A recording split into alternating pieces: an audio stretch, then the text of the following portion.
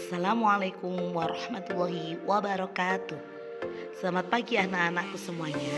Pernahkah kalian melihat hewan-hewan yang sedang mencari mangsa atau bermigrasi? Seolah-olah hewan tersebut telah mengetahui arah gerakannya, bukan? Bagaimana cara mengetahui hewan yang bermanfaat atau bermigrasi? Salah satu cara hewan menjadi langka atau bermigrasi adalah dengan menggunakan prinsip kemagnetan. Pada pagi hari ini kita akan mempelajari materi IPA kelas 9 semester 2, pemanfaatan medan magnet pada migrasi hewan.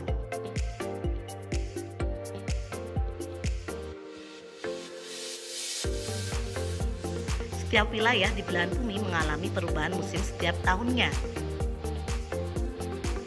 Perubahan musim di bumi berdampak pada kehidupan makhluk hidup, termasuk diantaranya hewan.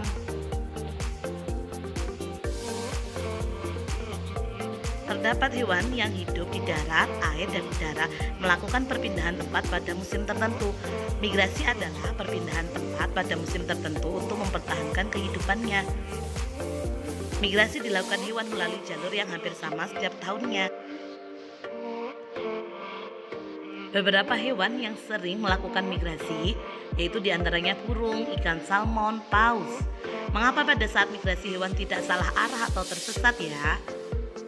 Kita simak yuk. Apakah mereka menggunakan GPS? Gak mungkin kan ya? Meskipun hewan tidak memiliki GPS, Global Positioning System, tetapi telah dilengkapi alat navigasi khusus yang dapat berfungsi sebagai GPS dengan memanfaatkan medan magnet bumi. Nah, kita lihat burung-burung tersebut yuk.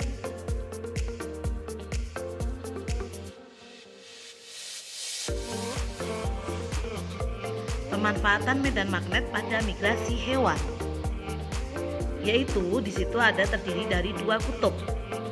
Medan magnet bumi adalah daerah di sekitar bumi yang masih dipengaruhi oleh gaya tarik bumi. Sebagian besar hewan memanfaatkan medan magnet bumi untuk mempertahankan kelangsungan hidupnya.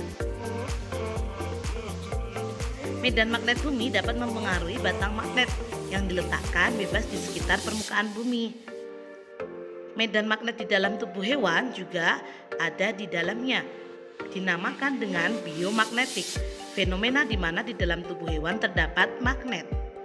Fungsi lain medan magnet adalah yang pertama dapat membantu hewan menentukan arah migrasi, yang kedua mempermudah upaya mencari mangsa, yang ketiga adalah untuk menghindari musuh.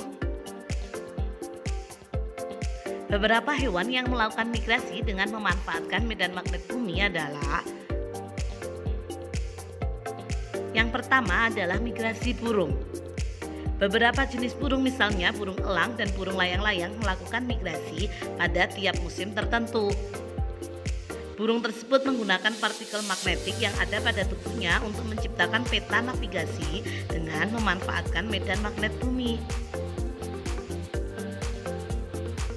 Medan magnet bumi juga digunakan burung merpati untuk pos, untuk menyampaikan surat.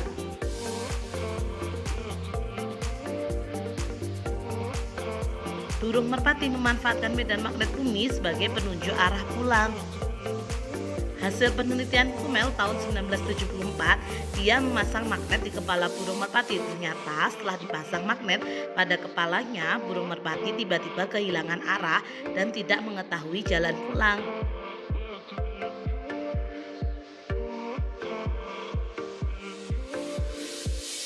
Yang kedua adalah migrasi ikan salmon. Ikan salmon adalah ikan yang hidup di Samudra Atlantik dan Samudra Pasifik. Ikan salmon merupakan ikan yang melakukan migrasi untuk berkembang biak. Ikan salmon memiliki kemampuan untuk kembali ke aliran air tawar tempat awal mereka menetas dan tumbuh setelah berenang ribuan kilometer mengarungi lautan. Berdasarkan hasil penelitian, ikan salmon melewati Sungai Fraser di Kanada dapat kembali lagi ke Sungai Fraser setelah 2 tahun bermigrasi mengarungi Samudra Pasifik. Hal ini karena Sungai Fraser memiliki medan magnet tertentu yang dapat dideteksi oleh ikan salmon.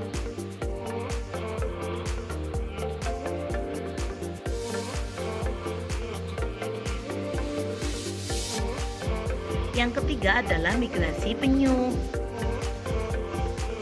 Penyu memulai dan mengakhiri migrasi di pantai timur Florida, Amerika Serikat. Jalur migrasi sepanjang 12.900 km melewati Laut Sargasso, wilayah perairan Laut Atlantik Utara. Waktu yang dibutuhkan untuk sekali migrasi antara 5-10 tahun. Lama banget ya. Tidak seperti migrasi hewan lain yang umumnya dilakukan secara berkelompok. Penyu bermigrasi sendiri tanpa mengikuti penyu lain. Seorang peneliti yang bernama Kenneth Lohman dari Universitas Carolina Utara mempelajari tingkah laku tukik atau anak penyu saat dihadapkan dengan medan magnet yang berbeda-beda. Peneliti tersebut meletakkan penyu dalam sebuah wadah air yang dikelilingi alat yang dapat menimbulkan medan magnet. Medan magnet yang dihasilkan disesuaikan dengan medan magnet jalur migrasi penyu, yaitu wilayah Florida Utara, wilayah timur laut dekat Portugal. Hasil pengamatan menunjukkan bahwa penyu mengikuti jalur migrasi yang diberikan.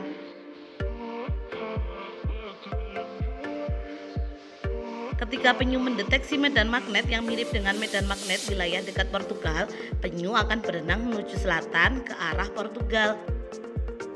Pergerakan penyu dalam mengikuti jalur medan magnet bertujuan untuk menjaga penyu agar tetap berada di lautan yang hangat dan wilayah yang kaya akan sumber makanan.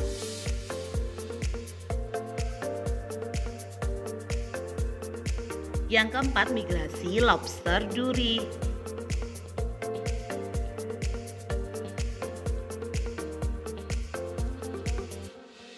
Lobster duri merupakan jenis lobster air laut yang melakukan migrasi. Kenneth Lohman meneliti kemampuan lobster duri untuk mendeteksi medan magnet dengan cara meletakkan lobster duri ke dalam bak air yang dapat diatur medan magnetnya. Setiap kali medan magnet diubah, lobster duri akan menyesuaikan diri untuk tetap bergerak menuju ke arah kutub utara. Hasil penelitian tersebut menunjukkan bahwa lobster duri mampu merasakan medan magnet bumi untuk memandu migrasi yang dilakukan dari lepas pantai Florida menuju lautan lepas yang lebih hangat dan tenang di setiap akhir musim gugur.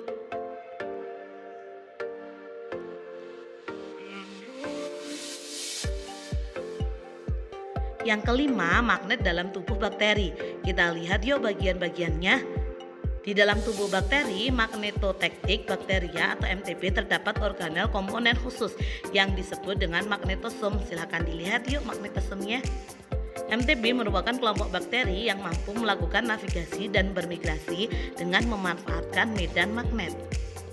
Beberapa jenis bakteri ini memiliki flagella atau bulu cambuk yang berfungsi sebagai pendorong saat bergerak. Jenis bakteri ini ditemukan pertama kali oleh Richard Moore tahun 1975. Magnetosom tersusun atas senyawa magnetit atau greigate yang memiliki sifat kemagnetan jauh lebih kuat dibandingkan dengan magnet sintetik atau yang dibuat oleh manusia.